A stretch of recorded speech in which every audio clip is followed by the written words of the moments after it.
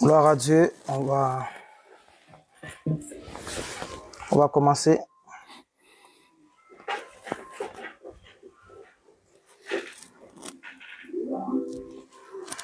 Que Dieu soit béni, que Dieu soit loué. Nous commençons notre programme des ouvriers. Est-ce qu'on peut se tenir debout pour prier?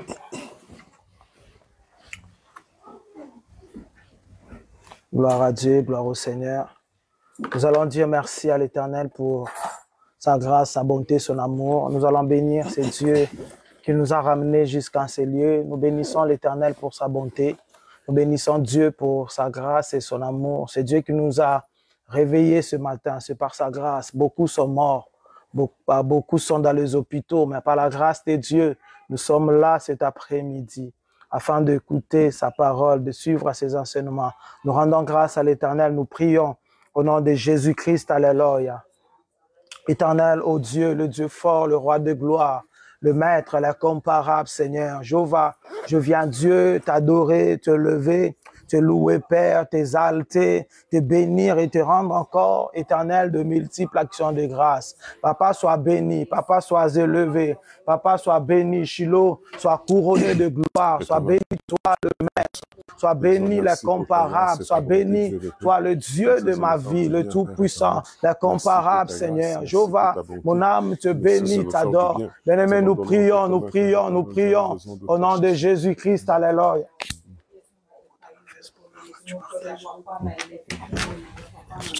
Nous prions, nous prions. Nous disons merci à l'Éternel pour sa grâce.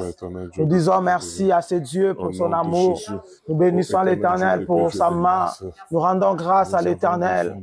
Il est bon, il est Dieu, il est merveilleux, c'est Dieu. Il est bon, le roi de gloire, le maître, le Shiloh. Il est le Dieu puissant, le roi de gloire.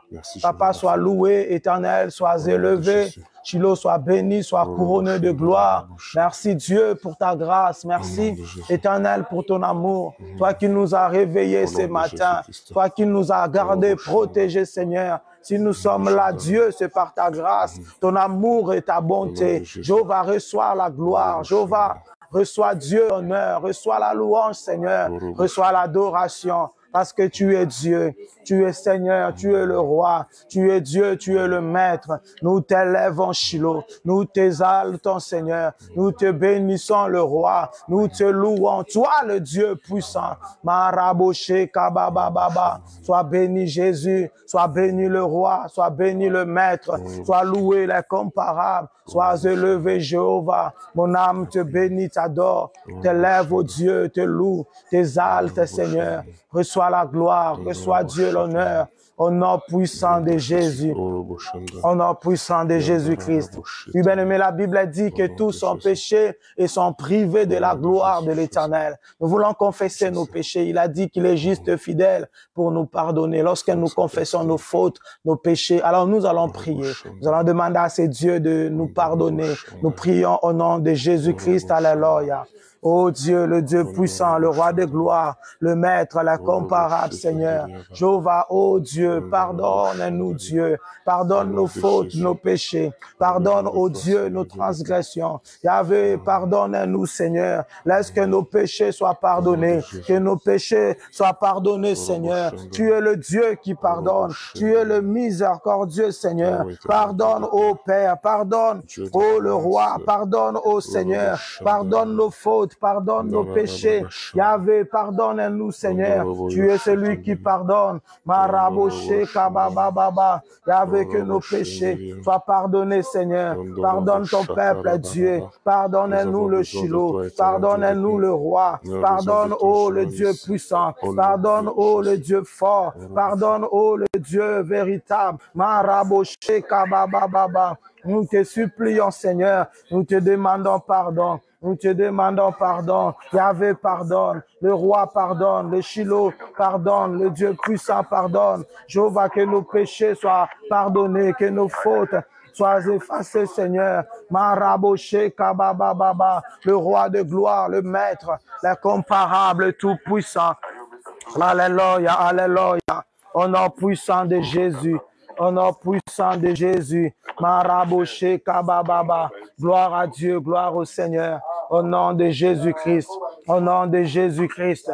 Alléluia, alléluia. Et nous voulons implorer le sang de l'agneau. Il n'y a point le pardon du péché sans la fusion du sang. Que le sang de l'agneau nous purifie. Que son sang nous lave. Que son sang nous nettoie. Que nos vies soient purifiées, sanctifiées. Nous prions au nom de Jésus-Christ. Alléluia.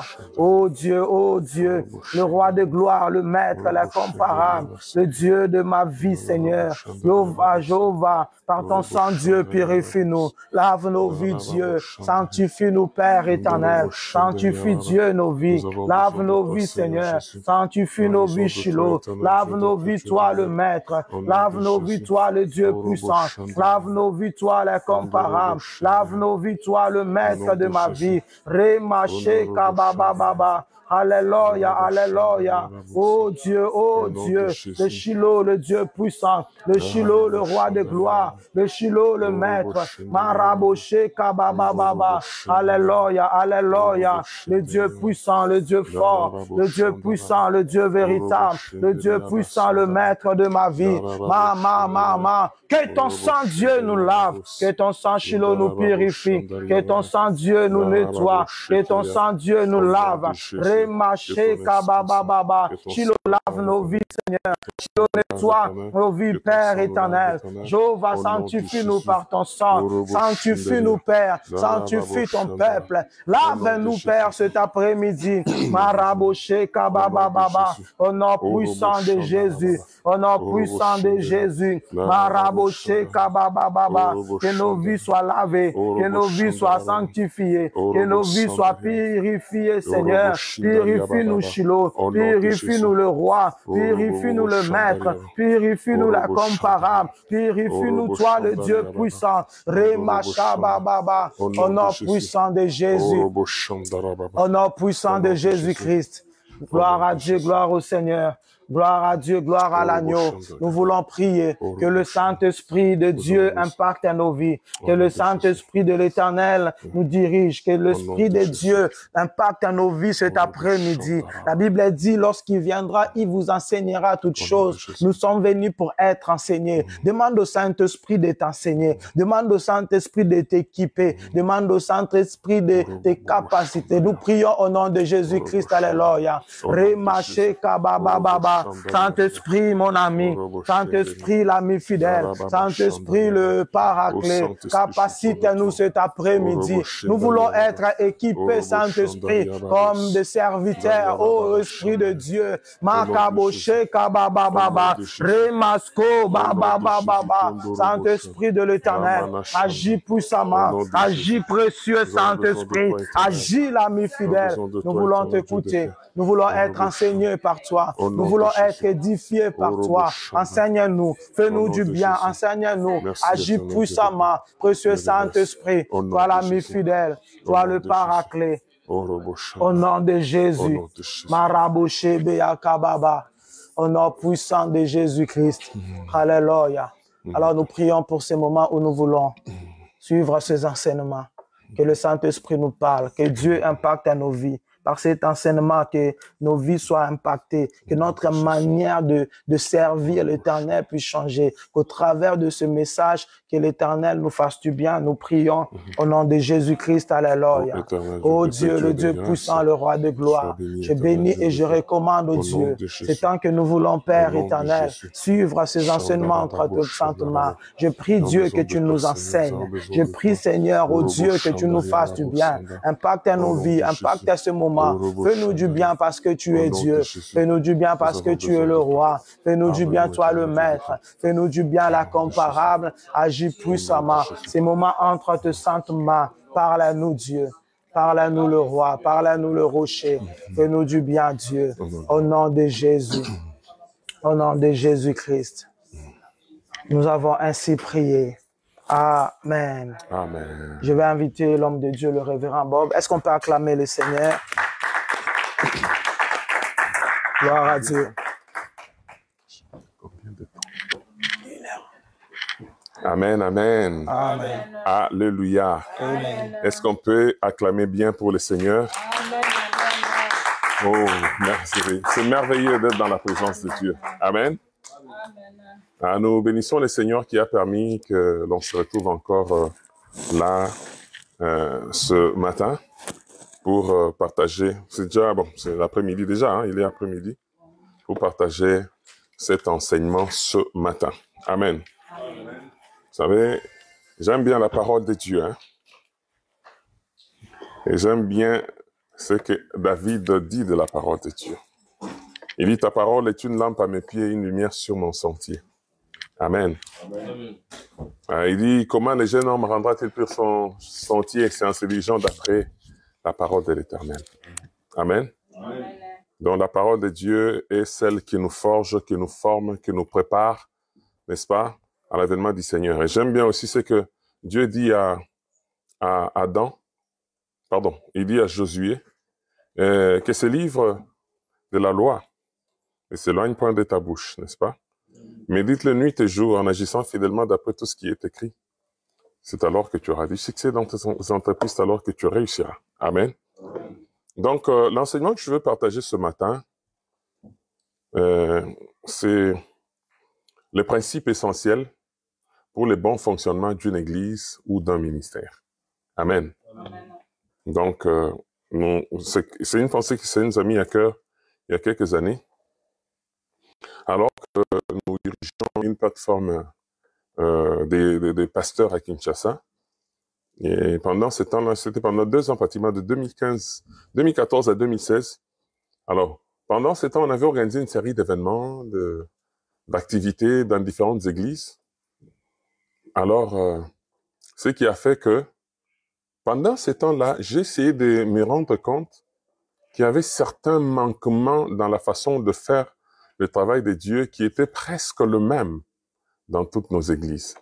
Je veux dire que je remarquais presque le même manquement, les mêmes erreurs, les mêmes fautes. Et en fait, c'est un peu ça qui m'a inspiré ces modules un peu. Et ces modules, en fait, je l'ai appelé aperçu général sur le principe, le leadership, la gestion et la responsabilité. Mais le point que je vais aborder cet après-midi, c'est le principe essentiel pour le bon fonctionnement d'une église ou d'un ministère. Il est certes vrai que le principe là, c'est le 5e point du chapitre 1 que je vais aborder, mais évidemment, je ne sais pas aborder directement les principes sans essayer de définir un peu le principe. C'est quoi le principe? Notre Dieu, c'est un Dieu de principe, n'est-ce pas? C'est que nous devons savoir que tout ce qui existe est soumis à un mode de fonctionnement. Et c'est le Créateur qui établit le mode de fonctionnement de tout ce qui existe. Et lui-même étant la cause première de toute chose. Tout ce qui existe est soumis à un mode de fonctionnement. C'est vrai qu'en termes de matériel qui a été inventé par l'homme, même celui qui a créé pour la première fois les véhicules, parce qu'il en avait l'idée, n'est-ce pas? Il a formé, et il devait expliquer aux gens comment ça devait fonctionner, n'est-ce pas? C'est comme ça qu'aujourd'hui, quand vous achetez quelque chose, il y a toujours une notice, n'est-ce pas?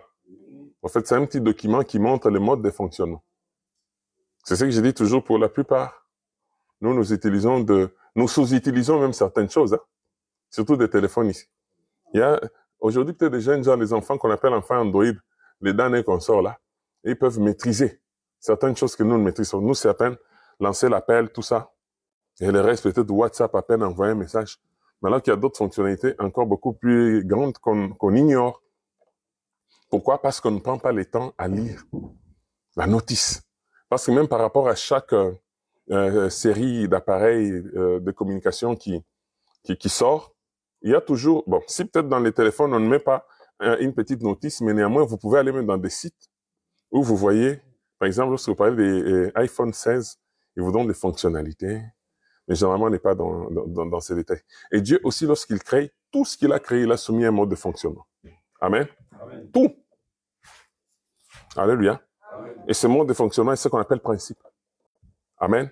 Amen. Ça veut dire que si vous ne connaissez pas le mode de fonctionnement de quelque chose, vous allez en faire un mauvais usage. Alléluia. Amen. C'est là très important. Et parce que nous servons un Dieu qui est un Dieu de principe, il est important de connaître aussi ses principes, mais aussi les principes qui régissent le fonctionnement de son œuvre. N'est-ce pas? Alors, quand Dieu demande à l'homme de dominer toute la création, il sait les potentiels qu'il a placés en lui. Il sait que le potentiel qu'il a placé en lui est suffisant pour que ce dernier arrive à tenir toute chose sous la domination. Parce qu'il crée l'homme, n'est-ce pas? Il dit multipliez, soyez féconds, dominez. Quand il donne un ordre à l'homme. C'est quand il donne un ordre à l'homme, c'est parce qu'il sait que l'homme a en lui un potentiel qui lui permet de dominer. Mais généralement, c'est lorsqu'on se sous-estime, lorsqu'on n'a pas la bonne idée de soi. Parce que vous savez, une chose est de croire en Dieu, mais une autre est de croire en soi-même. Hein? Amen. Parce qu'il y a des gens qui croient en Dieu, mais ne croient pas en lui. C'était du genre Gédéon. Il était un vaillant héros. Lui, il avait foi qu'en Dieu, mais il n'avait pas foi en lui. Mais sauf que la foi en Dieu doit aller de pair avec la foi en soi-même. Parce que lorsque vous n'avez que la foi en vous-même sans la foi en Dieu, là, vous tombez dans l'humanisme. Parce qu'il y a une philosophie du New Age. En ce qui concerne l'humanisme, ils disent que non, l'homme, l'humain, a en lui le pouvoir de se sauver. Donc, c'est une doctrine satanique dont l'objectif est de préparer le monde à sortir Dieu de la société. Amen. Amen. Alors, je lisais un livre de Maxwell, hein, Calvin Maxwell. Dans son livre « Le 21 lois irréfutables du leadership », John Calvin Maxwell parle de la loi des navigations. Alors là, il relate l'histoire de deux explorateurs en 1911. J'introduis juste la pensée sur les principes et puis je vais attaquer notre sous-thème. Alors, John, dans son livre-là, Maxwell, il relate l'histoire de deux explorateurs en 1911. C'est une histoire qui s'est passée. Qui devaient atteindre le pôle, le pôle Nord. Donc, ils étaient en compétition. Il y avait Amundsen et puis Scott. Tous se sont engagés avec une équipe de l'exploration. Mais le premier, Amundsen, arriva bien avant le second grâce à la méthode et à la stratégie utilisée. Les défauts, je veux dire ici que les défauts de bonne méthode et stratégie de la part de Scott fut fatal pour lui ainsi que pour toute son équipe. Donc ça, vous pouvez voir sur le 21 lois irréfutables du leadership à la page 46. Et qu'est-ce que Calvin dit à propos? Il dit, Scott avait du courage, mais pas du leadership. Parce qu'il était incapable de se conformer à la loi de la navigation. Cela lui coûta la vie ainsi qu'à ses compagnons. C'est ce qui arrive plus souvent lorsqu'on ne se conforme pas aux principes. En fait, si je prends cette référence de John Calvin Maxwell, c'est pour dire, c'est par rapport à cette phrase qui dit que lorsqu'on ne se conforme pas aux principes, on finit mal. Amen. Amen. Donc, le défaut de se conformer aux principes est toujours fatal. Amen.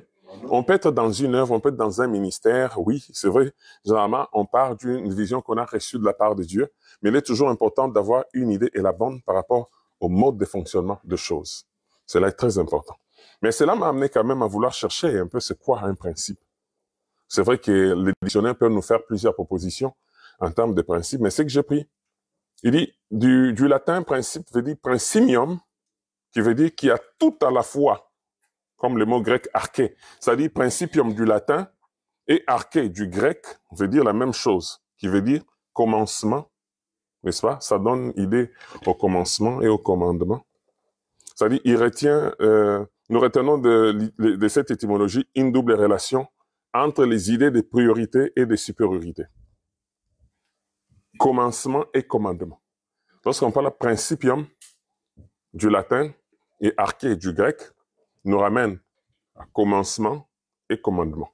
Et ces deux-là nous donnent la notion de la priorité, commencement comme priorité, et puis commandement comme supériorité.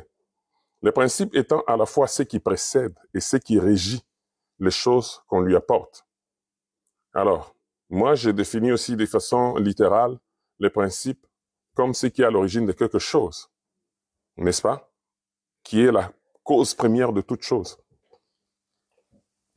C'est une base sur laquelle repose l'organisation de quelque chose. Je crois que je vais vous mettre je vais envoyer cet enseignement-là en WhatsApp, je crois que à l'évangéliste. Mais je l'ai ici. Je vais vous l'envoyer juste après ça. Comme ça, vous pourrez imprimer les syllabus. C'est vrai que c'est un projet de rédaction que je pourrais peut-être faire l'année prochaine, mais je vais vous l'envoyer quand même. Amen. Alors, donc, la définition qui m'a beaucoup plu pour synthétiser la compréhension du principe, je définis le principe comme la règle d'action. Amen. Une règle d'action. Principe comme règle d'action, c'est-à-dire ce qui prescrit ce qui doit être fait. Alléluia. Les principes sont autrement dit le base, les règles ou les secrets qui régissent chaque domaine de la vie. Amen. C'est comme je disais, lorsque vous allez en médecine, il y a des principes liés à la médecine, n'est-ce pas? Nous avons tous appris, on a été aux études, et tout ce que nous avons appris pour la plupart, c'était des principes. Hein? Amen. Moi, j'ai fait la biochimie, c'est la scientifique. Et là, nous avons appris, en troisième, je crois que c'est la mécanique générale. En quatrième, on avait, je crois que c'était quoi? La calorimétrie en physique. En cinquième, c'était l'électricité. Et puis en sixième, je crois que c'est la balistique, hein, portée de tir. Donc, à chaque niveau, on nous communiquait des principes. Et c'est sur base de ces principes-là que les gens sont arrivés aujourd'hui à fabriquer des bateaux. Parce que le bateau, là, il y a un principe qu'on a appelé le principe d'Archimède. Il a découvert. Ils n'ont pas créé des principes, mais ils ont découvert. Alléluia. C'est celui qui crée, c'est Dieu qui a créé aussi ces principes. Seulement les hommes ont découvert. Archimède, il découvre et dit, notre tout corps plongé dans l'eau subit une poussée verticale du haut vers le bas en fonction du poids. Et c'est sur base de ces principes qu'on a créé les bateaux. Et nous savons aussi qu'avec le principe de la gravitation universelle de Isaac Newton, la pesanteur, et c'est sur base de ces principes aussi qu'on a fabriqué des avions. Bon, c'est pour dire que tout ce qui existe, quand le Seigneur nous dit de dominer, ceux-là qui ont compris ces principes de domination se sont donnés à rechercher la connaissance. Parce qu'on ne peut pas dominer si on n'a pas la connaissance. Alléluia. C'est ce qui fait que l'Occident s'est placé un peu au-dessus de nous autres, parce qu'ils se sont beaucoup plus adonnés à la connaissance. Parce qu'on va dire qu'il y a Mundele. Mais au fait, quand vous regardez, c'est pratiquement l'application de principes. C'est vrai que nos amis ont pris de temps et risqué, parce qu'on dit toujours qu'ils ne risquent rien à rien. Lorsque je regarde la philosophie, on peut voir déjà la philosophie du développement et du non-développement. Vous comprenez? Je sais voir des petits, je crois qu'on voyait avec maman Mireille, mon épouse, on regarde le comportement des enfants, hein, ici. C'est-à-dire, un enfant monte sur une table, un enfant d'une année peut-être, alors c'est dangereux. Mais tu vois son parent qui est en train de le filmer, il est en train de voir comment est-ce que l'enfant va s'en sortir. Alors que de l'autre côté, c'est compliqué. Je dis, hey, toi! On te menace, que ça soit la dernière fois. En fait, déjà, pendant ce temps, l'enfant est en train de développer le sens de l'aventure. Toute aventure n'est pas mauvaise, parce que s'il n'y avait pas le sens d'aventure, on n'aurait pas des avions aujourd'hui. Amen. On pouvait bien aller en Afrique, mais avec un bateau. Mais même le bateau là a été créé, sinon ce serait en nage. Alléluia, tu pars, tu arrives au niveau de la mer, là, tu traverses, tu es en Afrique. Ce serait compliqué. Mais alors que la pensée de la domination que Dieu a donnée à l'homme a permis à l'homme de mettre au point des moyens qui nous permettent de nous promener, de circuler. C'est pas mauvais que l'on vienne ici, en Europe, qu'on vienne annoncer la bonne nouvelle. C'est pas mauvais. Mais qu'est-ce qui a facilité cela? C'est parce qu'il y a des gens qui ont compris les principes de la domination.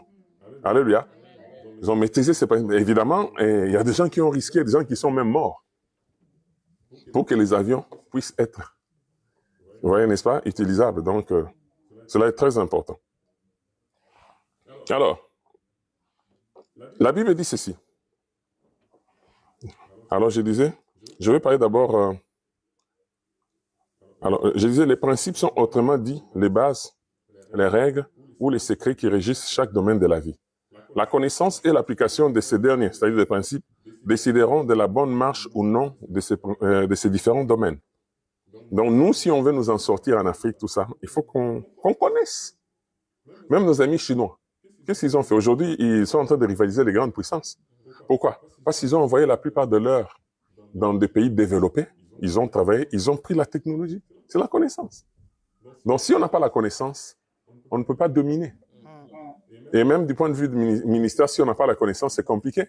Et là, c'est même très dangereux. La Bible dit que mon peuple périt Lorsqu'on n'a pas de connaissance, on est exposé. Et le diable aime ça. On va être un jouet du diable lorsqu'on n'a pas la connaissance. Amen. Et généralement, c'est aussi le diable qui travaille parce que la Bible, elle est là. Il n'y a rien qui nous empêche de lire la Bible. On peut la lire nuit et jour. Il est certes vrai qu'aujourd'hui, je dis toujours avec l'Internet, vous pouvez naviguer, faire des recherches bibliques, n'est-ce pas?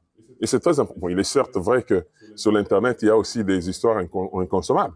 Mais lorsque vous avez la sainte doctrine, lorsque vous êtes engendré dans la sainte doctrine, vous êtes dans cette église où on prêche la sainte doctrine, quand tu tombes sur une nourriture inconsommable, tu sauras que ça, c'est inconsommable. Amen.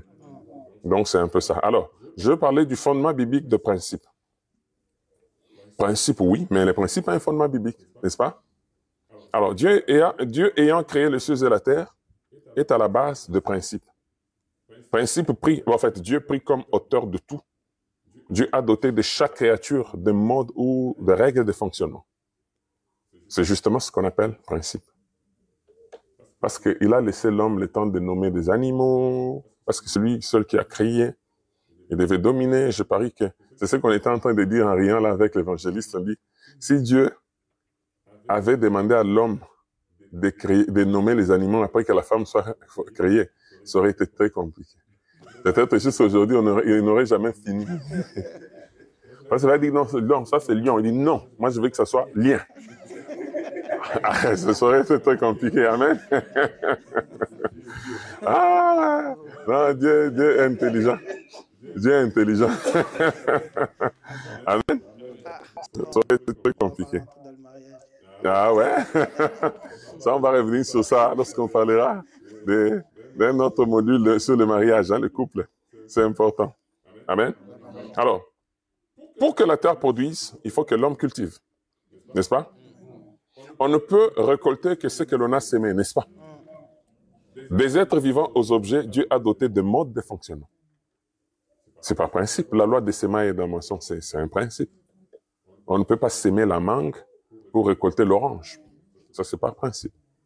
Donc, cela est très important. Alors, puis Dieu dit, ça c'est Genèse 2, 26, puis Dieu dit, faisons l'homme à notre image, selon notre ressemblance, et qu'il domine sur le poisson de la mer, sur les oiseaux du ciel, sur le bétail, sur toute la terre, et sur tous les reptiles qui rampent sur la terre. Ça, c'est dans Genèse 2, 26.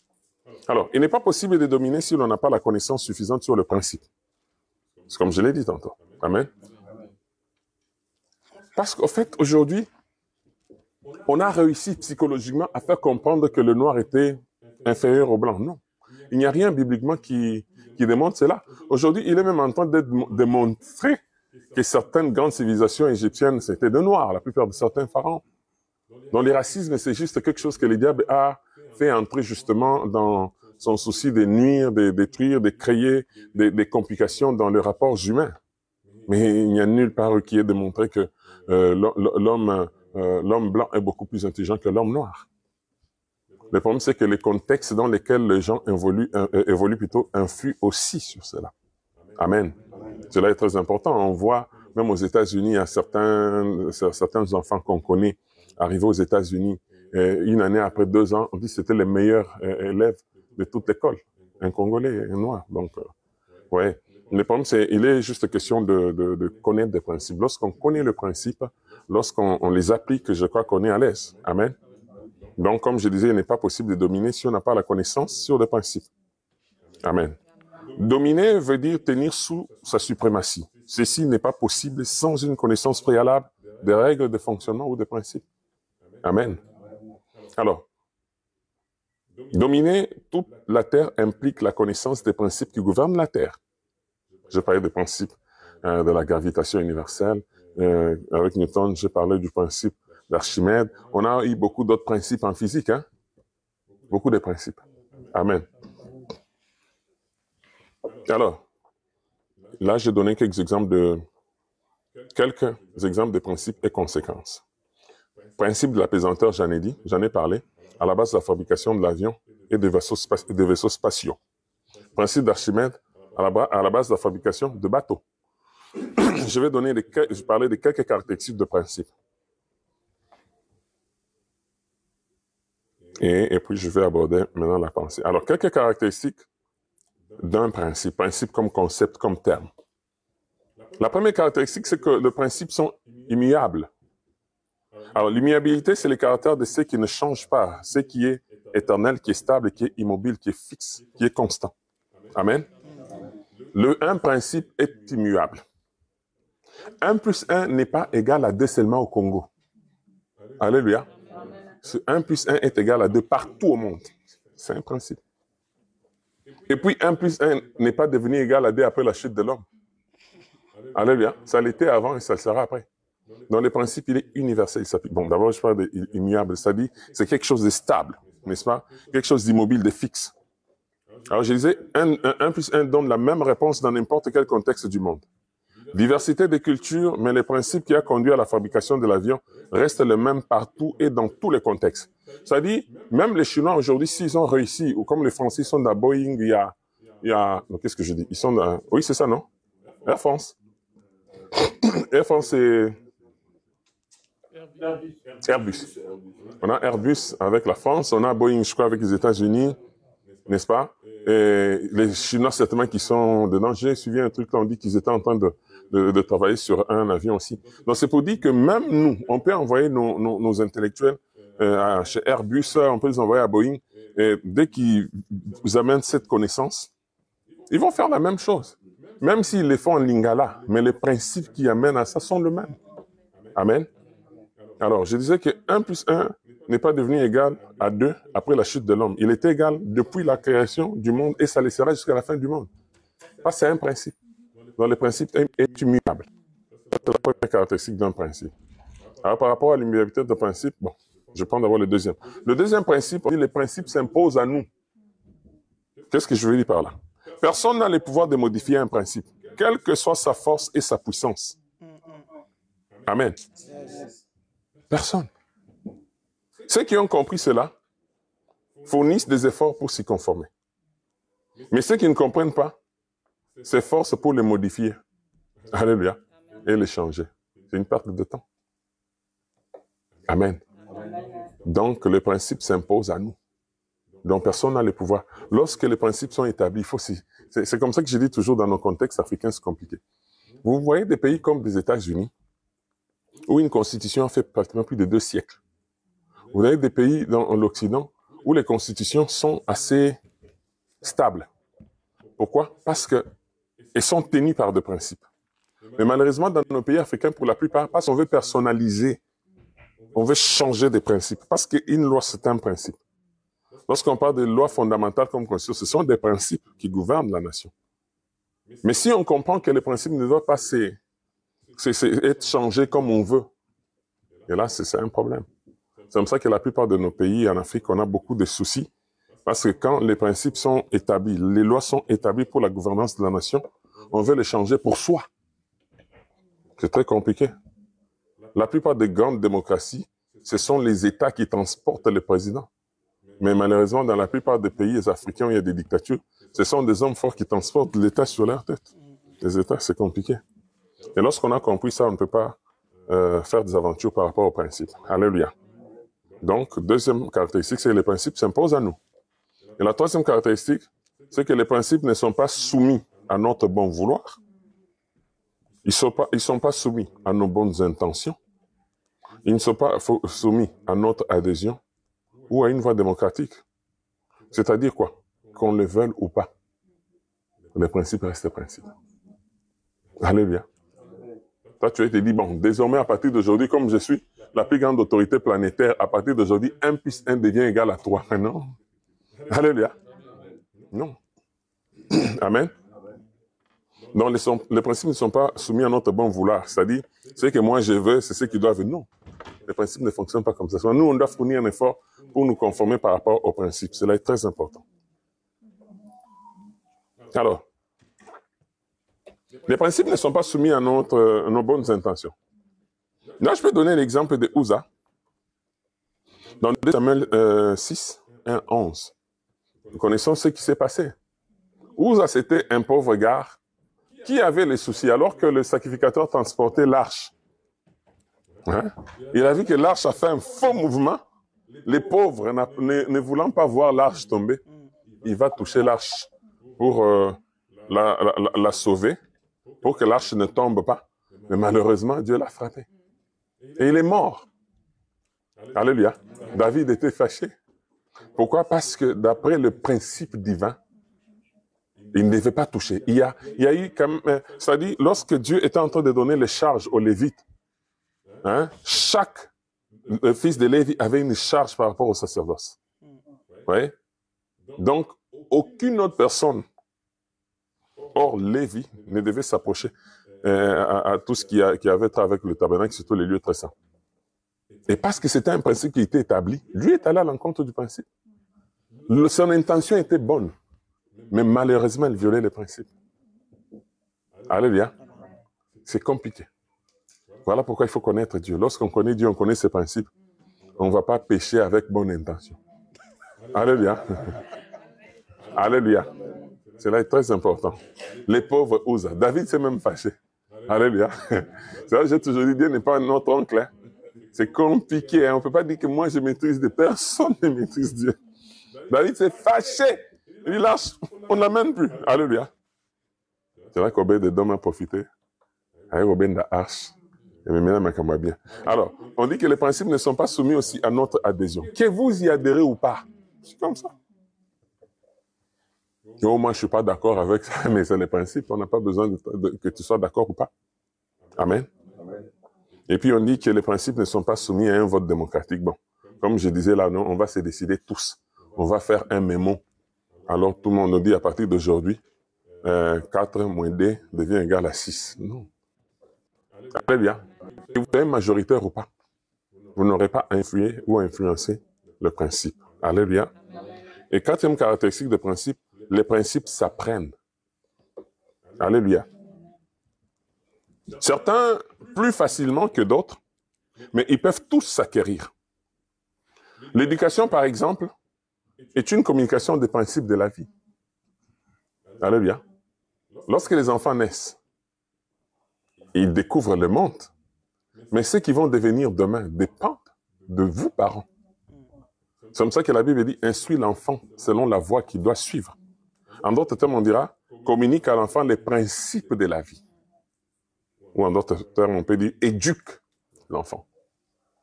Lorsqu'il grandira, il ne s'en détournera pas. C'est comme ça que j'ai dit toujours, les enfants naissent comme des ordinateurs, avec juste des logiciels de base. Les logiciels de base, ce sont les logiciels avec lesquels les machines nous sont fournies. N'est-ce pas? Les systèmes d'exploitation. Mais et après, on a besoin de logiciels d'application. Ce sont les différents programmes dont on a besoin. Un médecin n'aura pas forcément besoin de même logiciel qu'un technicien. Vous comprenez? Un architecte, il a besoin d'un logiciel relatif à sa discipline. N'est-ce pas? C'est comme ça que, en tant que parent, lorsque un enfant naît, il naît comme une machine. Alors c'est à nous la responsabilité d'y installer des programmes d'application. Alors la suite dépend de vous. Amen. Donc cela est très important. Donc les principes s'apprennent. Aujourd'hui, un enfant bien éduqué, c'est comme ça que je disais dernièrement, je dis, logiquement dans nos pays là, quand on a des enfants koulouna, normalement il fallait qu'on commence à arrêter des parents. Parce que les enfants ne sont que des victimes. Alléluia. Malheureusement, quelqu'un va avoir 40 ans parce qu'il n'a pas été pris en charge dès le début. Il est perdu. Il faudra peut-être des grands programmes au niveau de nations, des programmes psychologiques pour voir comment récupérer ces gens et les réintégrer. Et cela est très important. Donc, tout ce qu'on peut avoir comme conséquence des enfants mal éduqués, tout ça, c'est la conséquence d'une mauvaise éducation. Donc, la faute dans ce cas incombe aux parents. Pourquoi? Ils n'ont pas pu apprendre aux enfants le principe de la vie. C'est élémentaire, un enfant qui naît doit savoir que non, quand on arrive quelque part, on doit dire bonjour. C'est des petits trucs élémentaires. Lorsque on ne les prend pas en compte, c'est compliqué. Alléluia. Mais ce qu'ils apprennent à la maison, c'est ce qu'ils amènent ailleurs. Alléluia. Même si, vous savez, même si les lois sont votées bizarrement, mais si à la maison déjà, il y a les principes des bases sont communiqués aux enfants, ils ne vont pas être emportés par toutes ces bêtises qu'on veut nous imposer. Amen. Et la dernière caractéristique des principes, c'est que les principes comportent des conséquences. suivant que vous les mettiez en application ou vous les violez. Celui qui applique les principes, il arrive au bon résultat. Et celui qui les viole, c'est vrai qu'il saura que veut dire principe. Hein. Alléluia. On a vu des gens, on lui a dit non, il faut respecter les principes. Il faut respecter la Constitution. Il dit non, moi. Et quand il a violé, alléluia, les principes là aussi violés. Alléluia. C'est compliqué, hein? Alléluia. Donc, ça, c'était le caractéristique. Maintenant, là, j'aborde notre point. Le principe essentiel ou inhérent au bon fonctionnement du ministère ou d'une église. Alors, je disais, nous avons pensé insérer ces points, principe inhérent ou essentiel au bon fonctionnement du ministère, afin de permettre aux ouvriers du Seigneur de servir dans les limites acceptables par le Seigneur. Parce qu'on ne peut pas bien servir l'Éternel si on est ignorant de ses principes. On ne peut pas servir l'Éternel avec nos principes. Nous devons le faire avec ses propres principes. C'est ainsi que nous avons sélectionné quelques principes, vu leur pertinence dans l'exercice ministériel. Et le premier principe, j'ai intitulé ça le principe régisseur ou vision. Alléluia. Je crois qu'on a 5 principes. Je crois qu'on peut bien le...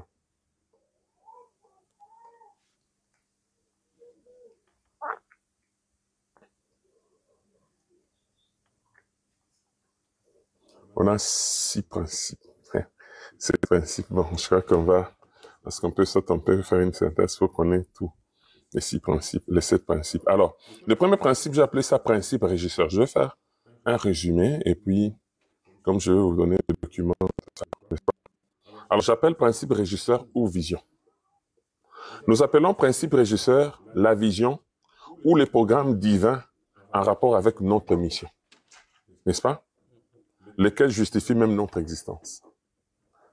L'Église, n'est-ce pas? Le Centre évangélique mondial, la main de l'Éternel, a une vision.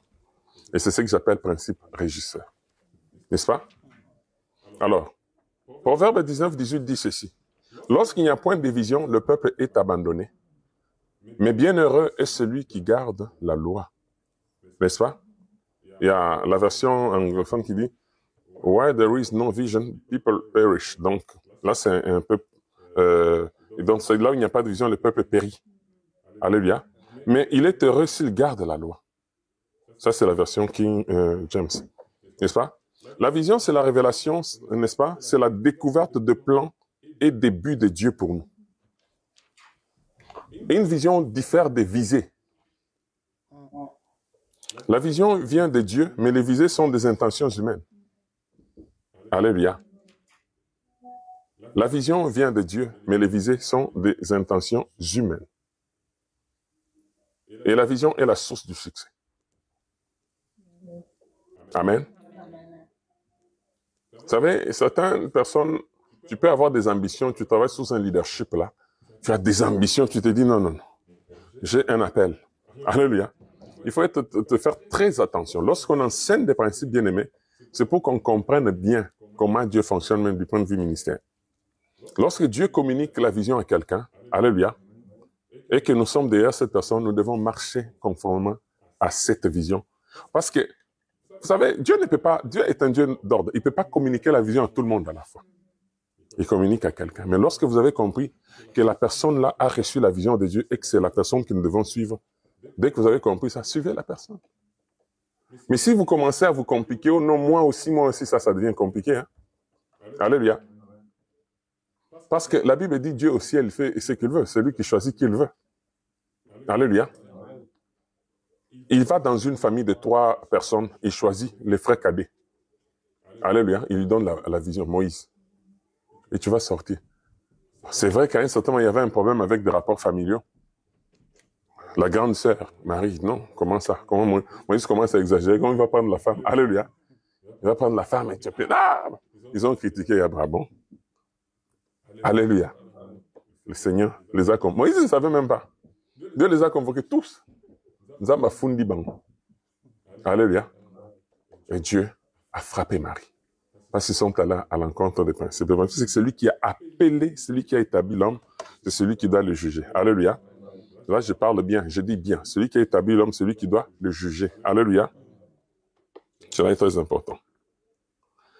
Alors, j'ai dit que la vision est différente d'une ambition. Tu peux être sous un leadership. Si Dieu t'a appelé au ministère, moi, une fois, le Seigneur m'a fait comprendre que parmi les enfants que tu as, il y a certains qui sont appelés à évoluer toute leur vie dans ta vision, et d'autres sont appelés à partir.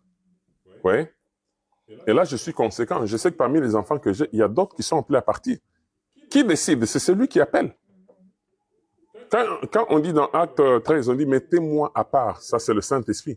On dit pendant qu'ils servaient, il dit « mettez-moi à part Paul et Barnabas pour l'œuvre à laquelle je les ai appelés ». Ça dit nous venons tous au Seigneur, le Seigneur nous place sous un leadership. Mais le maître de l'œuvre sait qu'à un certain moment, mon serviteur Emma doit, par exemple, dans le cadre de cette extension, aller ouvrir une extension à Marseille. Dieu est le maître de l'œuvre. Mais Dieu, qui est un Dieu d'ordre, ne peut pas vous donner un ordre qui va à l'encontre avec celui qui est établi à la tête. Alléluia. Dieu, c'est un Dieu de principe. Alléluia. Et je crois qu'on verra ça un peu dans le site. Alors, la vision peut être reçue ou peut être communiquée comme un tout fini, tout comme ça peut être communiqué comme une vue en perspective. Qu'est-ce que je veux dire?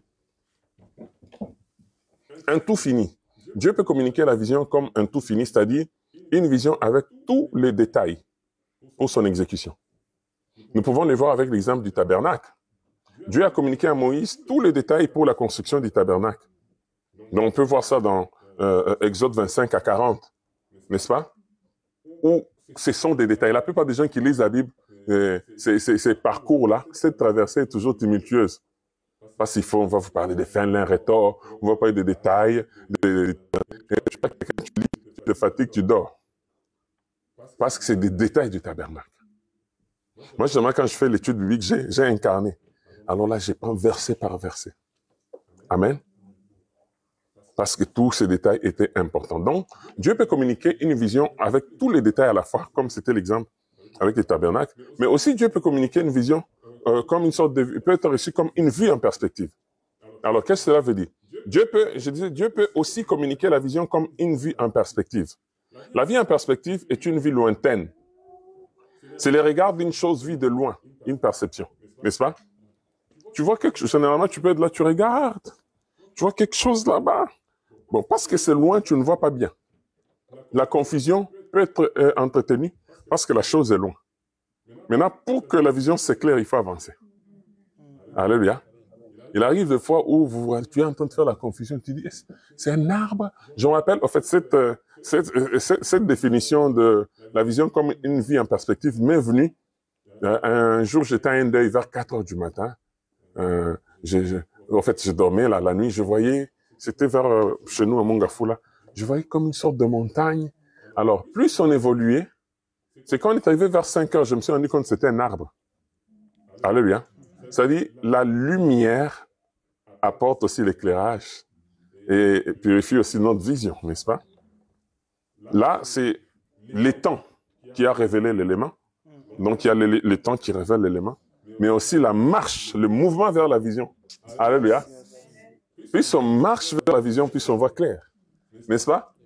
Tu es en train de regarder ce que c'est un véhicule, c'est quelle marque, tu ne sais pas. Mais il faut que tu avances. Plus tu avances, plus la vision devient claire. Alléluia. Ça, c'est le principe de la vie en perspective. C'est une vision qui exige une dynamique de la part de la personne qui la reçoit. C'est-à-dire que cette dernière est obligée, pour plus de clarté et pour une bonne perception, d'avancer vers elle pour une bonne perception. Amen. Alors, c'est au fait ce qui amène certains à dire que la vision est progressive. Non, moi je ne dis pas, je ne suis pas d'accord à dire que la vision est progressive, c'est-à-dire évolutive. Moi je ne partage pas cette pensée. C'est plutôt, je pense que c'est plutôt notre dynamique qui nous rapproche de cette vision et nous en donne la vraie image. La vision divine est un tout parfait qui répond à toutes les exigences temporelles et contextuelles. C'est-à-dire Dieu donne sa vision, elle est intacte. Quand on dit que la vision est progressive, généralement, c'est nous qui avançons plutôt vers la vision et qui nous éclairons. Alléluia. Alors, comme je disais, pour comprendre bien, il faut avancer. Quelqu'un qui s'assoit, attend l'accomplissement de la vision. Non, la vision exige une dynamique, un mouvement. Alléluia. Plus tu travailles, plus tu verras clair. Alléluia. Cela est très important. Alors, j'ai donné l'exemple, j'ai dit, nous pouvons, pour mieux comprendre cela, illustrer avec l'exemple de l'aurore. À la levée du jour, la perception des choses est toujours incorrecte. C'est l'arrivée du jour qui en donne la vraie image. Alléluia. Voilà. Donc, la vision, comme tout fini, exige une conformité au principe pour sa réalisation. Tandis que la vision, comme vue en perspective, exige un dynamisme dans le temps. Alléluia. Qu'est-ce que je veux dire? La vision qu'on a reçue comme un tout fini n'existe qu'une seule chose, la conformité, qu'on s'y conforme. Parce que tous les détails sont là. On n'a qu'à se conformer. Tandis que la vision qui est donnée comme une vie en perspective exige à ce qu'on fasse un mouvement, qu'on marche. Amen. Cela étant, je passe au deuxième principe. Là, le premier principe, c'était le principe régisseur, ou la vision. Toute œuvre divine est régie par une vision. Alléluia. La main puissante de l'Éternel est régie par une vision que le Seigneur a confiée à son serviteur Guy Matadi. Alléluia. Ça, c'est aussi ça, le principe de Dieu. Il choisit un homme, il l'établit. Alors, si vous n'êtes pas d'accord avec ça, c'est-à-dire que vous n'êtes pas d'accord avec Dieu. Alléluia. C'est compliqué. C'est compliqué. Alléluia. Oh non, moi, je ne veux pas que ça soit lui, je veux que ce soit moi. C'est compliqué. Vous voyez là, si Dieu a permis même que Marie, c'est même Moïse qui a intercédé, qu'il soit frappé par la lèpre, c'est parce que Dieu voulait le faire comprendre. Ne faites pas la confusion entre votre maison et mon œuvre. Alléluia. Oh, c'est ton frère cadet. Vous êtes à 10, c'est le frère cadet qui reçoit la vision. On a qu'à prendre l'exemple de David. David est plus jeune chez eux. Alléluia. Mais c'est celui que Dieu avait choisi. Alléluia. Donc là, ça relève de la souveraineté de Dieu. C'est des trucs qui ne sont pas soumis à des discussions. Amen. Et aussi celui que Dieu a établi, il y a des signes qui l'accompagnent. Alléluia. Les gens croient que le ministère ici, c'est un privilège. C'est un fardeau. Alléluia. Si vous n'avez pas l'appel, vous allez le laisser. Alléluia. Le ministère ici. Je m'ai appris qu'il y a un pasteur au Bas-Congo qui avait vendu son église. Hein. Il est parti en Angola. Alléluia. Compliqué. Les choses deviennent compliquées. Et là, je me demandais, il devait être un bon manager. Parce que la vente devait être fonction du nombre d'âmes. Donc là, il fallait déjà calculer combien par tête. Alléluia. Parce qu'il y a une logistique matérielle, les bancs et comme ça. Ça, on peut estimer. Maintenant, là, il fallait maintenant voir les âmes. Alléluia. C'est très compliqué, hein? Le diable, ce n'est l'ami de personne, ce type-là. Amen. Nous, là, qui les critiquons, voilà pourquoi on est toujours attaché à Dieu, parce que s'il a l'occasion, alléluia. Alors, il ne faut pas s'embrouiller dans la vie. Cherche ton boulot dans une menuiserie, dans une industrie informatique, je ne sais pas, mais ne t'improvise pas dans les choses de Dieu. Ça, c'est très dangereux. Alléluia. Si tu n'as pas reçu l'appel, alléluia, ne réponds pas présent. Amen. Donc, c'est un peu, voilà pourquoi nous devons vraiment beaucoup de respect et de considération pour des gens qui sont établis devant nous. Ça ne dépend pas. Tu peux parler bien français que les leaders. Tu peux être plus équipé que les leaders. Tu peux même bien parler que les leaders. C'était le cas avec Moïse, par rapport à ses frères. Mais si c'est le choix de Dieu, c'est lui que Dieu a choisi. Je connais un grand pasteur à Kinshasa qui avait un problème d'expression dans sa langue, mais Dieu l'a utilisé puissamment par rapport à une grande église. Aujourd'hui, son église s'est étendue. C'est une grande église à Kinshasa. Alléluia, qui s'est même étendue comme en dehors du pays. Parce que c'est lui que Dieu avait choisi. Amen.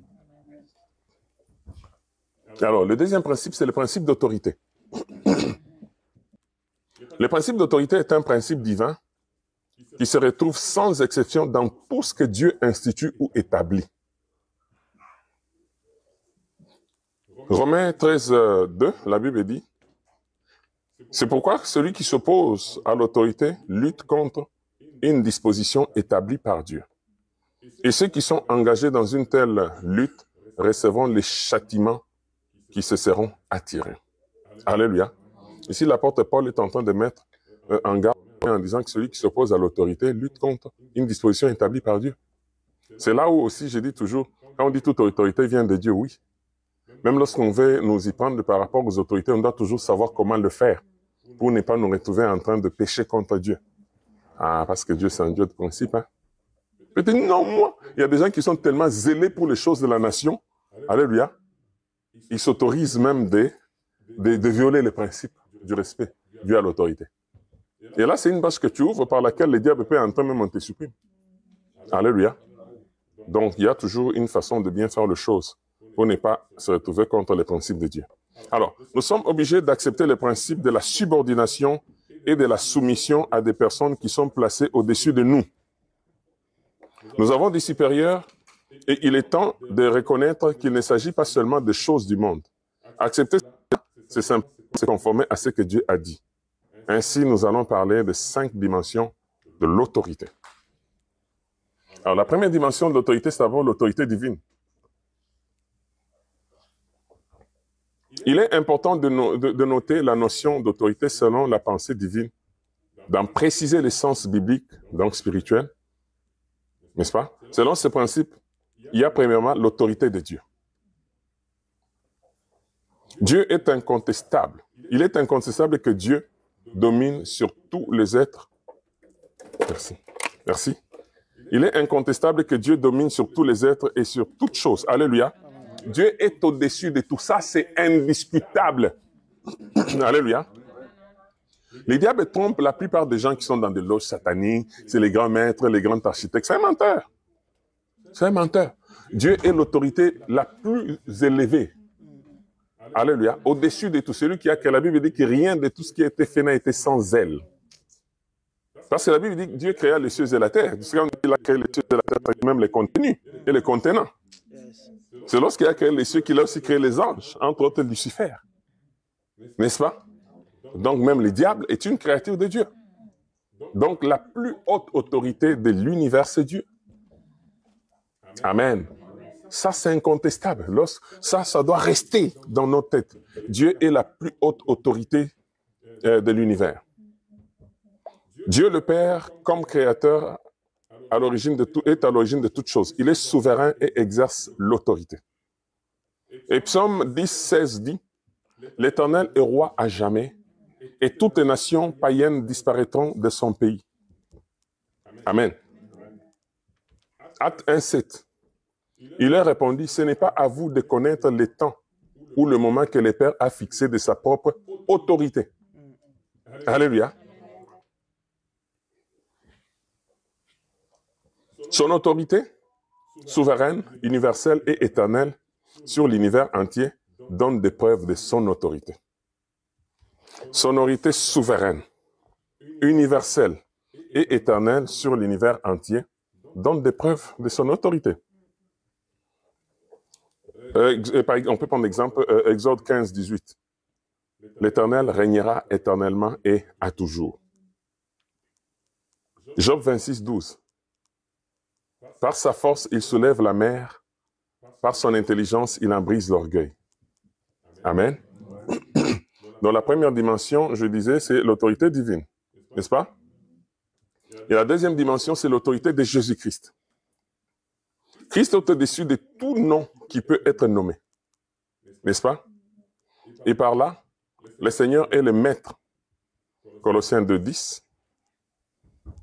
Jean 13, 13. Sa position lui confère une autorité absolue.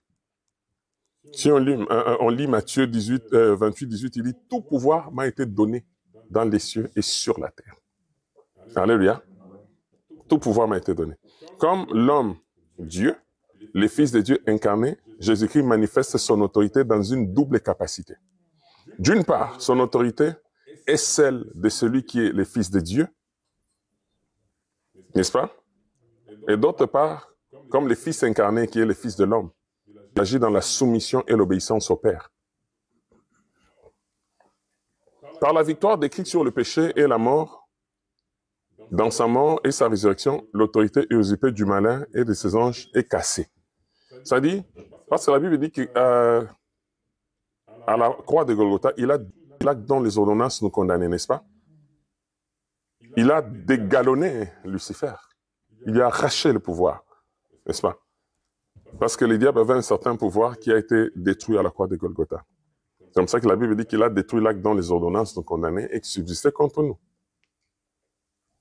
Hébreux 2, 14 à 15. Ainsi donc, puisque les enfants participent au sang et à la chair, lui aussi d'une manière semblable y a participé afin d'écraser par sa mort celui qui détenait les pouvoirs de la mort, c'est-à-dire le diable, et de délivrer tous ceux qui, par crainte de la mort, étaient toute leur vie retenus dans l'esclavage. Si on prend 1 Jean 3, 8, celui qui commet le péché est du diable, car le diable pêche dès le commencement. Le Fils de Dieu est apparu afin de détruire les œuvres du diable. Colossiens 2, 15, il a dépouillé les dominations et les autorités et les a livrées publiquement en spectacle, en triomphant d'elles par la croix. Ainsi, toute autorité dans les cieux et sur la terre est donnée à Jésus d'exercer dans son rôle messianique. J'ai parlé de Matthieu 28, 18 à 20, jusqu'à ce qu'il ait terminé sa tâche de soumettre enfin tous les ennemis de Dieu et livrer le royaume à Dieu le Père, ce qu'on peut voir dans 1 Corinthiens 15, 24 à 28. L'Esprit a souverainement inspiré les écrivains sacrés, prophètes et apôtres, n'est-ce pas? Ça nous amène à la troisième autorité qui est l'autorité scripturaire ou l'autorité des Saintes Écritures. Donc, la première autorité, nous avons Dieu. Deuxième autorité, nous avons Christ. Troisième autorité, nous avons la parole. Alors, qu'est-ce qu'il dit? 2 Timothée 3, 16. L'autorité de la Bible ou des Saintes Écritures procède de celui dont elle émane. Les dieux trinitaires, Père, Fils et Saint-Esprit. La Bible est la règle suprême en matière de foi et de vie. Elle possède l'autorité absolue en elle-même, quelle que soit la position de l'homme vis-à-vis de cette parole. Pour l'incroyant, elle détermine le jugement, tandis qu'elle conduit au salut. Le croyant, qui en reconnaît l'autorité par la foi, et constitue la norme de son comportement. L'autorité de l'Écriture a été reconnue par Israël, n'est-ce pas? Jésus-Christ. Et l'Église, 2 Timothée 3,16, car il dit, car toute Écriture est inspirée de Dieu et utile pour enseigner, réfuter, redresser et apprendre à mener une vie conforme à la volonté de Dieu. Alléluia. Notre version, toute Écriture est inspirée de Dieu et utile pour enseigner, corriger, convaincre, instruire dans la justice. La Bible est donc la règle suprême en matière de la foi et de vie. Elle possède l'autorité absolue en elle-même pour tous les hommes. C'est comme ça que plutôt on a parlé de sola scriptura, n'est-ce pas? C'est les Écritures. Et généralement, je dis que s'il y a un conflit entre une révélation, une prophétie et la parole écrite, on doit se conformer à la parole écrite. Parce qu'aucune prophétie, quelle que soit la personne qui la donne, ne doit aller à l'encontre des Saintes Écritures. Alléluia. Si une prophétie est à l'encontre des Saintes Écritures, il faut déjà la mettre de côté. Alléluia. Mes enfants, à partir d'aujourd'hui, ne prêchez plus sur la conversion de... Ah bon? Alléluia. C'est compliqué. On ne prêche plus la conversion comment? Alléluia. Et puis, quatrièmement, nous avons l'autorité apostolique. Alors, il est question ici d'une autorité que le Seigneur a donnée aux apôtres. Quelle est la nature de cette autorité et comment s'exerçait-elle? Celui qui était à la base de l'autorité apostolique, c'était le Seigneur lui-même, n'est-ce pas? C'est lui qui leur avait délégué cette autorité afin qu'il continue à édifier les disciples. Alors, l'autorité apostolique n'obligeait pas les croyants à accepter n'importe quoi. N'est-ce pas? C'est comme ça qu'on dit à Béret, quand les apôtres enseignaient, Paul enseignait, il vérifie. Amen. Donc, je précise que l'autorité apostolique, parce que déjà, en tant qu'implanteur d'œuvres, nous avons une dimension apostolique. C'est comme ça qu'on dit que l'autorité apostolique n'obligeait pas les croyants à accepter n'importe quoi. C'est-à-dire, c'est que tout ce que nous devons vous enseigner doit être conforme à la parole et au principe de Dieu.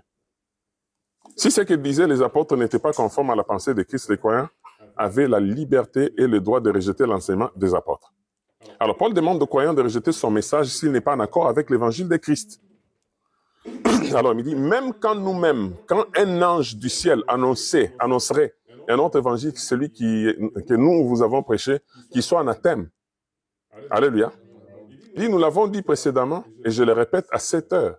Si quelqu'un vous annonce un autre évangile que celui que vous avez reçu, qu'il soit anathème. Galates 1, 8 à 9. Alléluia.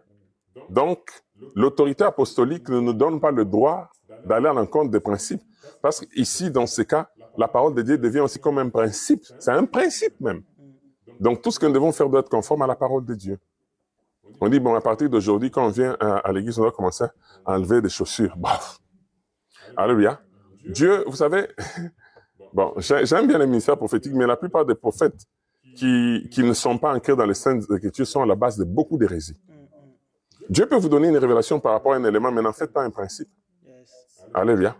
Pourquoi vous enlevez les chaussures? Non, parce que Dieu avait dit à Moïse d'enlever les chaussures. Est-ce que c'était une règle qui devait s'appliquer à tout le monde? C'est très compliqué. Amen. Que Dieu nous aide. Et cinquième, bon, je termine la phrase.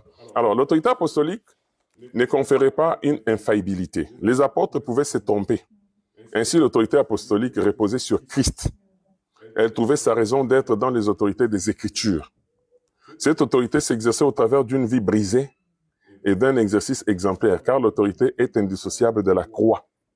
L'objectif de l'exercice de l'autorité était l'édification et non la sanction. Vous voyez qu'il y avait un problème lors des premiers apôtres. Je crois que si vous lisez Acte 15, on nous parle de la conférence de Berlin. C'est-à-dire qu'il y avait certains disciples qui prêchaient que toutes les personnes qui devaient se convertir devaient être forcément circoncis. Et puis, d'autres exigeaient même que certaines puissent pratiquer certaines pratiques du judaïsme. Et l'apôtre Paul s'était levé contre ça. Il dit, comment est-ce que vous voulez faire peser aux autres que des fardeaux que ni nous ni nos pères n'avons pas su Donc pour l'apôtre Paul, tout ce qui était relatif à la loi, toutes les pratiques relatives au judaïsme n'étaient pas importantes pour tout ce qui se convertissait au christianisme. Amen. Vous comprenez? C'est comme ça qu'il a eu des problèmes avec les Juifs. C'est comme ça qu'ils étaient obligés d'arriver auprès des apôtres pour traiter de l'affaire. C'est pour dire que les disciples pouvaient avoir une conception si erronée, n'est-ce pas? Mais ils sont arrivés au pied des apôtres qui les ont alignés par rapport à la pensée de Dieu. Alors, et puis, cinquième autorité, c'est l'autorité, je crois que c'est la dernière sur ce point, c'est l'autorité au sein d'une église. Amen.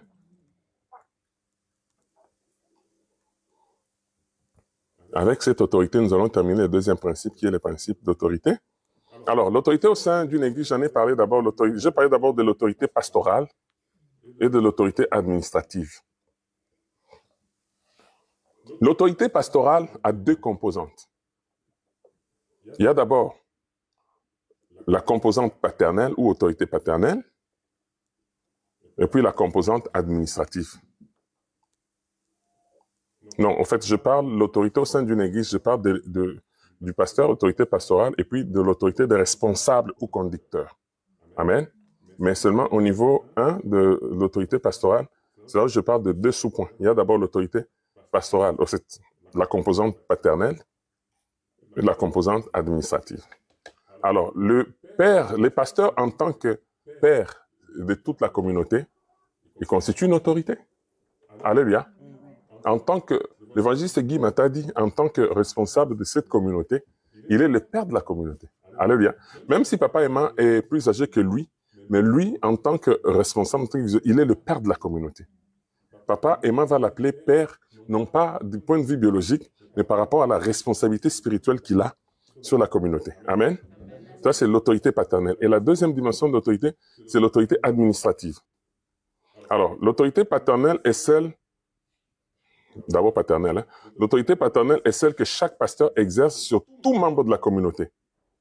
Chaque membre de la communauté doit honorer les serviteurs élevés et leur doit de la déférence. Alléluia. Alors, là, je parlais aussi les 4 dimensions de la paternité. Hein? Ça, c'est une parenthèse. Alors ici, je parle de 4 dimensions de la paternité en utilisant l'acronyme PAPA. P-A, P-A, papa. Alors, on prend le premier P comme père biologique. Deuxième, A, comme l'adoption. On est père parce qu'on est père biologique, n'est-ce pas? On est père parce qu'on a adopté. On est père parce qu'on est parrain. On est aussi père parce qu'on est auteur. Donc on a P comme père biologique, on a A comme père adoptif, on a A comme P comme parrain, et puis on a P comme auteur. Donc, oh, c'est mon père, oui, parce qu'il est mon père biologique. C'est mon père, oui, parce qu'il est mon parrain. C'est mon père parce qu'il m'a adopté. N'est-ce pas? Ce sont les différentes dimensions. Tu es le père d'une rédaction parce que tu es l'auteur, n'est-ce pas? Et l'auteur de cet enfant, c'est le père. Amen. Comme ça touche la dimension biologique. Alors, la deuxième autorité au sein d'une église, c'est l'autorité des responsables ou conducteurs. J'appelle ça la pastorale sectorielle. Ça dit, les pasteurs, il a ses collaborateurs. N'est-ce pas? Il y a une hiérarchie au sein de l'église. N'est-ce pas? Ici, je veux préciser. C'est vrai que le pasteur, il a son épouse. Si le pasteur est le père de la communauté, son épouse est la mère. Alléluia. On doit aussi du respect à la femme du pasteur. Parce qu'il est le père de la communauté et son épouse, elle est la mère de la communauté. Alléluia. Généralement, la plupart de femmes de pasteurs souffrent parce que c'est vraiment comme c'est l'œuvre du diable. Qui a toujours tendance à déstabiliser les leaders en voulant déstabiliser les femmes de serviteurs de Dieu. Alléluia. Il est certes vrai qu'il y a des cas où le pasteur peut avoir sa femme qui a un appel, mais aussi des cas où le pasteur a une femme qui n'a pas d'appel. Mais dans tous les cas, les responsabilités sont en fonction de cela.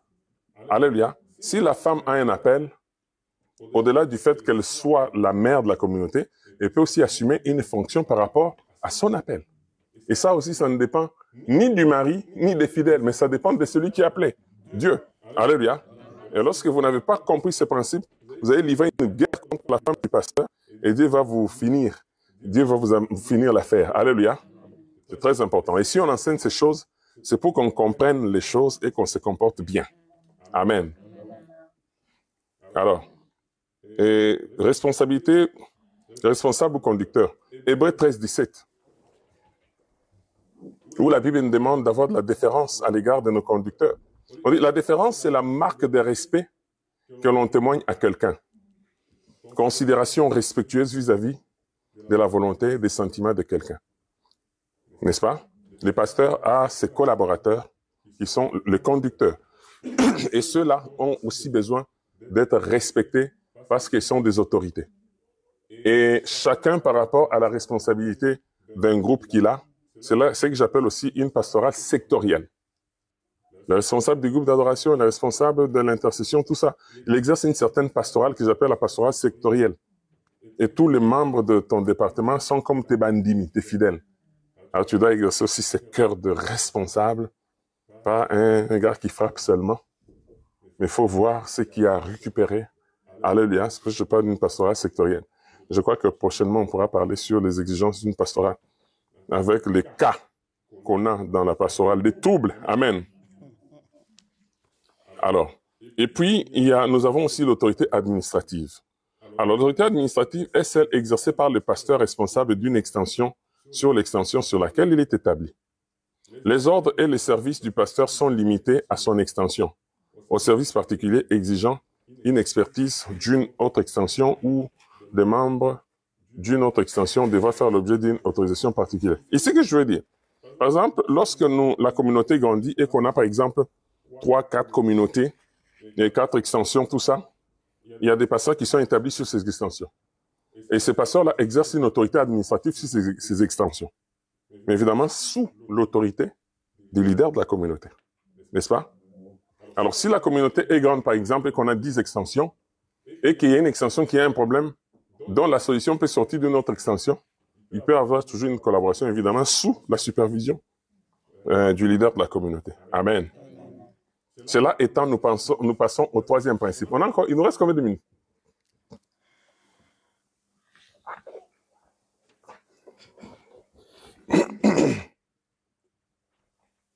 Amen. 10. Bon, je vais parler sur le troisième principe qui est le principe de la direction spirituelle. Amen. Moi, j'ai toujours dit que tout leader a une dimension prophétique. C'est cette dimension qui lui permet, qui les connecte à Dieu pour capter la pensée de Dieu. Alléluia. Les thèmes de l'année, l'inspiration que Dieu donne. C'est cette dimension prophétique, n'est-ce pas, qui connecte les leaders à Dieu. Alors ici, je veux parler de 3 bases de la direction spirituelle. On a d'abord la révélation divine, qu'on appelle Rhéma. Deuxièmement, on a la base scripturaire, qu'on appelle Logos. Et puis, troisièmement, on a les prophétismes. Alors, les Rhéma, c'est la révélation divine. C'est la pensée de Dieu. Celle qu'il veut exécuter avec les hommes qu'il communique à une personne. N'est-ce pas? La révélation divine ne doit aucunement contredire les principes scripturaires. Cette révélation au Rhéma ne doit jamais, comme je l'ai dit, aller à l'encontre de la parole écrite. Toute vraie révélation divine doit être analogue aux Saintes Écritures. Cela veut dire que tout message prophétique ne doit en aucun cas être contraire à la volonté de Dieu exprimée à travers la Bible. Mieux encore, tout message prophétique doit être conforme à la parole de Dieu. Alléluia. Donc si un prophète donne quelque chose qui n'est pas conforme à la parole de Dieu, ça ne passe pas. Les Rhéma et la révélation divine, n'est-ce pas? Notons cependant que dans les processus de la révélation divine au monde, Dieu a utilisé 3 moyens, la parole, le prophétisme et son Fils. Alléluia. Deuxième base, c'est les Logos. La base scripturaire n'est rien d'autre que la parole de Dieu. Les Saintes Écritures constituent la volonté de Dieu et sont un des 3 P par lesquels nous pouvons connaître la volonté de Dieu, à savoir parole de Dieu, prière et prophétie. Les 3 P par lesquels on peut connaître la volonté de Dieu. La prière, la parole et la prophétie. N'est-ce pas? Oh, je vais en retraite pour que Dieu me parle. Dieu peut te parler à travers la Bible. Alléluia. Dieu peut te parler à travers la prophétie. Tout comme à travers la prière, il te parle. Mais généralement, on dit non, oui, c'est pas mal. Mais il ne faut pas te limiter, croire qu'il ne peut te parler que quand tu vas à la montagne. Alléluia. Tu peux monter à la montagne, tu adores, tu descends, après une semaine, tu n'as rien. Alors qu'il veut te parler au travers de sa parole. Voilà pourquoi nous devons toujours lire la parole de Dieu. Amen. Alors la Bible dit que toute écriture est inspirée de Dieu et est utile pour enseigner, convaincre, corriger, instruire dans la justice. Dans quel but? Pour que l'homme de Dieu soit accompli et propre à toute bonne œuvre. Alors les Saintes Écritures peuvent nous amener à comprendre la pensée et la volonté de Dieu en rapport avec une situation donnée et dans ces cas précis, elle peut nous orienter par rapport à une option à prendre entre plusieurs. On peut avoir plusieurs options, mais la parole de Dieu peut nous donner une orientation par rapport à l'option qui entre dans la pensée de Dieu. Et le troisième principe, c'est le prophétisme. Alors, le prophétisme peut être perçu sous 3 dimensions. Il y a d'abord le prophétisme pré-messianique, le prophétisme messianique et puis le prophétisme post-messianique. Quand je parle de pré-messianique, c'est-à-dire avant Jésus, pendant et après. C'est vrai que le prophétisme pré-messianique, on le voit dans l'Ancien Testament. Comment est-ce que cela a fonctionné? Le prophétisme messianique, c'est cette dimension prophétique qui a été sur Christ. Et le prophétisme post-messianique, c'est le prophétisme qui s'exerce dans l'Église actuellement. Et prophétisme comme ministère, mais aussi prophétisme comme don du Saint-Esprit. Alléluia. Bon, je termine juste avec ce 4e principe, hein? Le principe de collaboration. Hein? Et puis, je crois qu'on va s'arrêter là. Alors, principe de collaboration, 4e principe. La pensée du corps de Christ consacre le principe de la collaboration dans les services divins. Dieu est le maître de son œuvre. Dieu, qui est le maître de son œuvre, n'a jamais pensé organiser l'œuvre du ministère autour des individus de façon isolée. La Bible dit dans Ephésiens 4 qu'étant monté en haut, il a fait des dons aux hommes. Aux uns, il a donné l'apostolat, aux autres le prophétisme, le pastorat, l'évangélisme, ainsi que les doctorats. Et ajoute en disant, pour le perfectionnement des saints en vue de l'œuvre du ministère. La finalité de toutes les vocations converge vers l'œuvre du perfectionnement de saints. Alléluia. Alors, j'aime beaucoup parler du principe de collaboration en prenant un bon modèle qui est le modèle de football, d'une équipe de football. Pour moi, j'estime que l'équipe de football est le modèle parfait en ce qui concerne la collaboration. Pourquoi? Le football, on a 2 possibilités on a soit une sélection, soit une équipe. Alléluia. Une équipe peut facilement gagner qu'une sélection. Vous comprenez? Une sélection, elle peut être constituée de très bons éléments et perdre. Alléluia. Mais lorsqu'on est une équipe, on se connaît les réflexes, on se connaît le... c'est comme ça que vous allez vous rendre compte qu'il y a des équipes, bon, je m'excuse beaucoup, hein, comme Barça, n'est-ce pas? Quand vous voyez ces gens-là, donc, moi, je suivais leur match. C'est vrai que moi, je suis un peu de l'autre côté, là. Amen. Mais, comme l'objectivité, quand je regarde nos amis, là, je dis, ah, alléluia. Vous sentez que c'est une équipe, n'est-ce pas? Ils se connaissent des réflexes. Hein? Une touche. Hein? Qu'est-ce qu'ils disent? Une touche, une balle. Hein? Donc, quand le ballon vient, piou, il peut même talonner. Il sait que l'autre sait que comme l'autre est en train de recevoir le ballon, c'est qu'il va faire une talonnade. C'est ça. Dans l'équipe, on se connaît les réflexes, on se connaît les détails. Et c'est plus facile lorsqu'on travaille en équipe que dans une sélection. Dans la sélection, on a des experts, mais qui n'ont pas un jeu collectif. Alors que l'équipe développe facilement un jeu collectif. Alléluia. Et dans une équipe, vous avez 11 joueurs. Et tous ne jouent pas à un même poste. Chacun joue à son poste. Et on n'a pas besoin de 11 buts pour gagner. Alléluia. Un seul but peut amener la victoire. Et ces buts-là, c'est en fait, c'est, comment on appelle ça? C'est l'implication de chacun. Les gardiens gardent, l'autre fait. Donc, voilà. Amen. Cela est très important. Alors, je disais que nous nous inspirons tous d'une équipe de football. Chaque équipe a 11 joueurs. Chaque joueur a son poste et sa particularité. Même ceux qui jouent au même poste ne jouent pas au même moment et n'ont pas les mêmes qualifications. Dieu a fait que chaque personne différemment, Dieu a fait chaque personne différemment, n'est-ce pas? Avec une particularité. Et chaque particularité est une richesse. Il est possible de faire de nos différences un objet de division et de séparation, mais il est aussi possible d'en faire un élément prépondérant pour notre force et unité d'action. Alléluia. Nos différences ne doivent pas nous diviser, ça doit être plutôt notre richesse. Ce que moi je peux faire, l'évangéliste ne peut pas le faire, et ce que l'évangéliste peut faire, moi je ne peux pas faire. C'est ça qui fait notre force.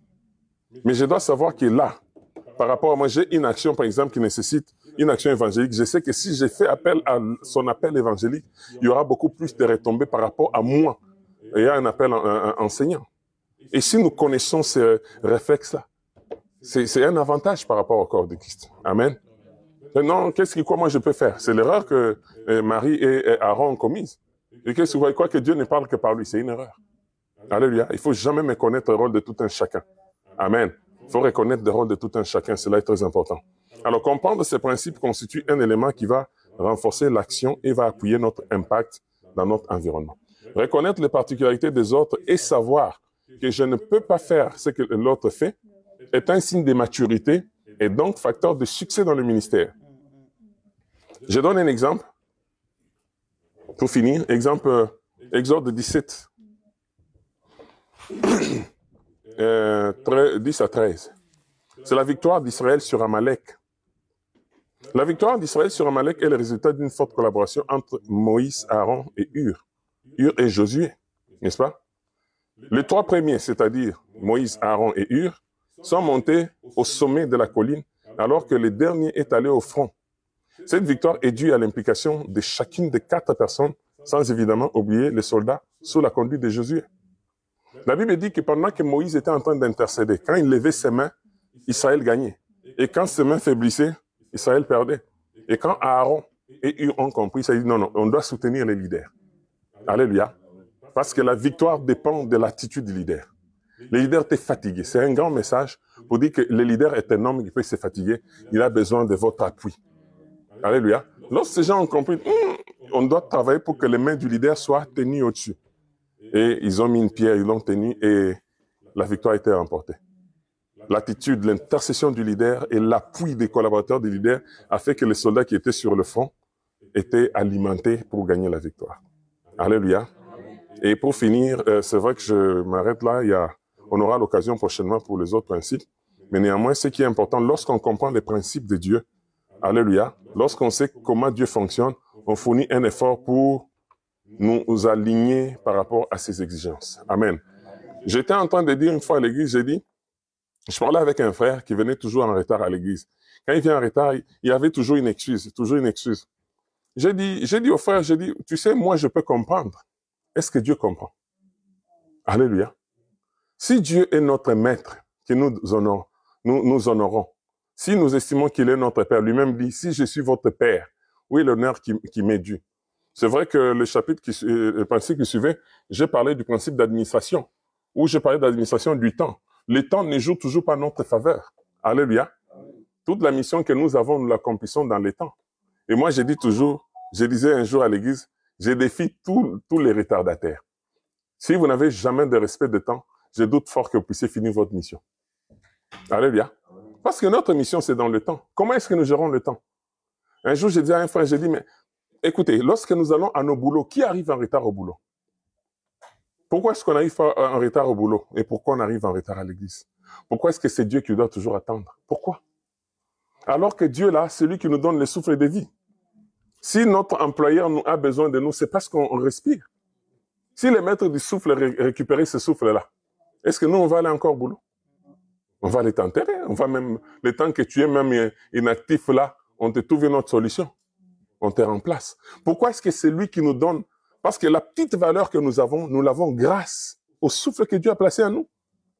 Mais pourquoi lorsqu'il faut consacrer un temps? Il m'est arrivé un certain moment, je prêchais dans des églises, je partais dans des églises, je demandais quand des gens arrivaient toujours en retard. Alors j'avais mal au cœur. Et chaque fois que j'ai commencé, c'était des églises qui ne sont pas le nôtre, partout où j'étais invité, c'était à Kinshasa. Je disais, pourquoi est-ce que c'est Dieu qui doit toujours attendre? Pourquoi? Chez les capitalistes, c'est parce qu'on te donne l'argent, tu vas attendre. Mais celui qui te donne le souffle de vie, tu viens en retard. Que Dieu nous aide. Alléluia. Que Dieu nous aide. Ça dépend de nous. Alléluia. Parce que notre valeur dépend du souffle. Les capitalistes ne te donneront plus l'argent si tu n'as plus de souffle. Alors, lorsqu'on est serviteur de Dieu, comprenons ça comme principe. Normalement, la gestion du temps, le respect du temps, c'est un principe qui est entré dans le principe d'administration. Lorsqu'on administre le temps, on doit savoir qu'est-ce qui doit revenir à Dieu. Quel est l'honneur que nous accordons à notre Dieu? Cet honneur fera que nous soyons conséquents dans notre façon de faire. Que Dieu vous bénisse. Voilà. Voilà, je remets la parole à l'évangéliste Guy.